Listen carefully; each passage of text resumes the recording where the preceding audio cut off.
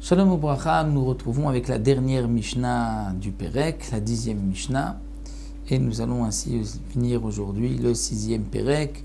Là encore, nous avons quelques ségoulottes assez intéressantes. Yotzim bebetzat chargol. On pourra sortir avec l'œuf de chargol. C'est quoi chargol? Chargol, une sorte de sauterelle que on disait à l'époque, utilisait cette réfoua de prendre l'œuf et de poser cet œuf dans le creux de l'oreille.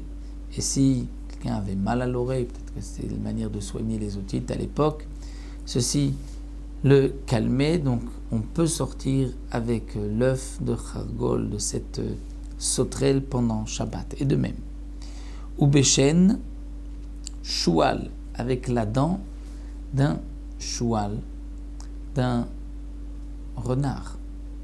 Pourquoi la dent d'un renard?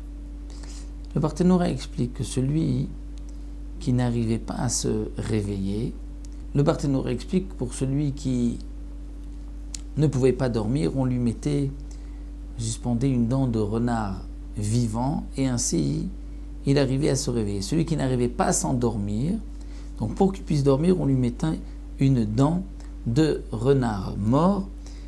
Et donc, il pourra même sortir avec pendant Shabbat. Ou masmer minatzalov. Et avec masmer minatzalov. C'est quoi masmer minatzalov? C'est un clou d'un pendu, c'est-à-dire du bois, la poutre où un homme avait été pendu.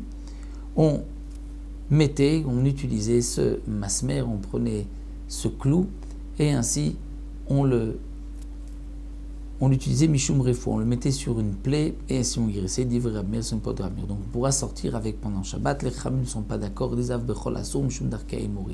Même en semaine c'est interdit parce que c'est l'habitude des goïm et donc on ne pourra pas même en semaine utiliser comme des superstitions de goïm et donc bien sûr Kalvachomer que Shabbat on ne pourra pas. Mais pour Rabbi Meir où on peut en semaine on pourra aussi Shabbat puisque il n'y a pas là de transgression de Shabbat. Nous avons terminé le 6e Pérec, on se retrouvera pour le 7e la prochaine.